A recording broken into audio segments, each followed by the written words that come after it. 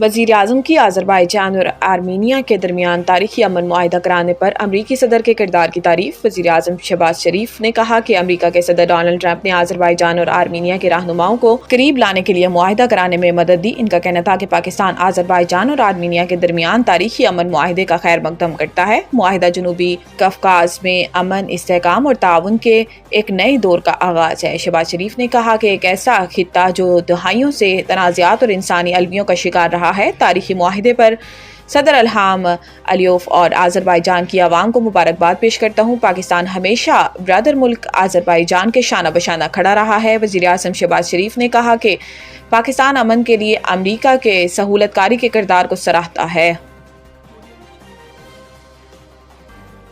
لاہور جلاؤ گھراؤ کے 3 مقدمات میں عمر ایوب کی عبوری ضمانت کی درخواستیں خارج۔ لاہور کی انسداد دہشت گردی عدالت نے جناح ہاؤس عسکری ٹاور حملہ اور تھانہ شادمان کو جلانے کے مقدمات میں پی ٹی آئی رہنما عمر ایوب کی ضمانت کی درخواستیں خارج کر دیں۔ جناح ہاؤس عسکری ٹاور حملہ اور تھانہ شادمان کو جلانے کے مقدمات کی سماعت لاہور کی انسداد دہشت گردی عدالت میں ہوئی۔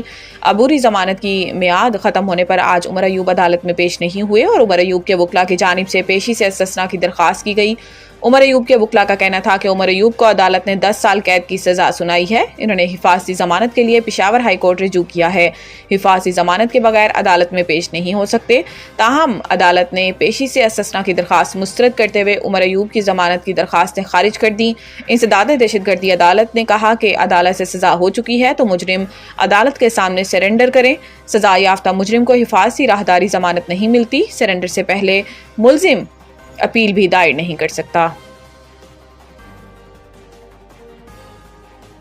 5 مغربی ممالک نے اسرائیل کے فوجی آپریشن اور غزہ پر قبضے کے منصوبے کو سختی سے مسترد کر دیا۔ اجلاس بلانے کی درخواست سلامتی کونسل کے 15 میں سے 14 رکن ممالک نے پیش کی، جو اس معاملے پر عالمی سطح میں بڑھتی تشویش کا اظہار ہے۔ ادھر قطر اور مصر اب بھی جنگ بندی کے لیے کوشاں ہیں اور یرغمالیوں کی رہائی سمیت امن معاہدے کے ممکنہ نکات پر بات چیت جاری رکھے ہوئے ہیں۔ سلامتی کونسل کے اجلاس سے قبل برطانیہ، آسٹریلیا، جرمنی، اٹلی اور نیوزی لینڈ نے مشترکہ بیان میں کہا کہ یہ منصوبہ پہلے سے تباہ کن انسانی بحران کو مزید سنگین بنا دے گا، یرغمالیوں کی زندگیاں خطرے میں ڈالے گا اور خطے میں امن کے امکانات کو نقصان پہنچائے گا۔ بیان میں فوری اور مستقل جنگ بندی کا مطالبہ کیا گیا ہے اور مسئلہ فلسطین کے 2 ریاستی حل پر زور دیا گیا۔ مذکورہ ممالک نے اس بات پر زور دیا کہ غزہ میں بلا رکاوٹ انسانی امداد پہنچانے کی اجازت دی جائے اور حماس کو بغیر کسی شرط کے تمام یرغمالیوں کو رہا کرنا چاہیے۔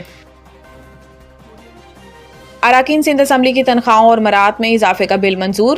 مہمانداری سمیت کون سے الاؤنس شامل ہیں؟ اسپیکر سید اویس قادر شاہ کی صدارت گزشتہ روز ہونے والے سندھ اسمبلی کے اجلاس میں 3 اہم بلوں کی منظوری دی گئی۔ یہ بل وزیر قانون اور پارلیمانی امور ضیاء الحسن لنجار کی جانب سے ایوان میں پیش کیے گئے تھے۔ ایوان کی کارروائی کے دوران وزیر قانون اور پارلیمانی امور ضیاء الحسن لنجار نے ارکان سندھ اسمبلی کی تنخواہوں اور الاؤنس میں اضافے سے متعلق بل ایوان میں پیش کیا، جس کی ایوان نے مرحلہ وار منظوری دی۔ تمام ممبران نے بل کی حمایت کی اور اسے متفقہ طور پر منظور کر لیا۔ سندھ کابینہ نے 7 اگست کو اپنے اجلاس میں اس بل کے مسودے کی منظوری دی تھی اور کابینہ کی منظوری کے بعد اب اسے سندھ اسمبلی سے بھی منظور حاصل ہو گئی۔ منظور شدہ قانون سے حکومت اور اپوزیشن دونوں جانب کے ارکان اسمبلی یکساں طور پر مستفیض ہوں گے اور بہت سی مراعات کے حقدار بھی تصور کیے جائیں گے، جن میں مہمانداری allowance, house rent allowance, utility allowance, daily allowance اور convenience allowance, accommodation allowance, travelling allowance, mileage allowance, مفت سفری سہولت، ٹیلی فون کی سہولت، علاج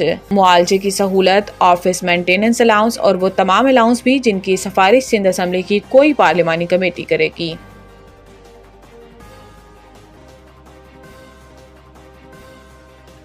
گلگت بلتستان میں گلیشیئرز تیزی سے پگھلنے لگے۔ چین اور پاکستان کا زمینی راستہ منقطع۔ مورخون اور گرچا کے مقام پر شاہراہ قراقرم کا ایک حصہ دریا برد ہو گیا۔ کئی دیہات بھی بیرونی دنیا سے کٹ گئے۔ چترال کی بین الصوبائی شاہراہ ایک ہفتے سے بند ہے، جبکہ گلگت شندور روڈ بھی 12 روز سے سیلاب کے باعث مفلوج ہے۔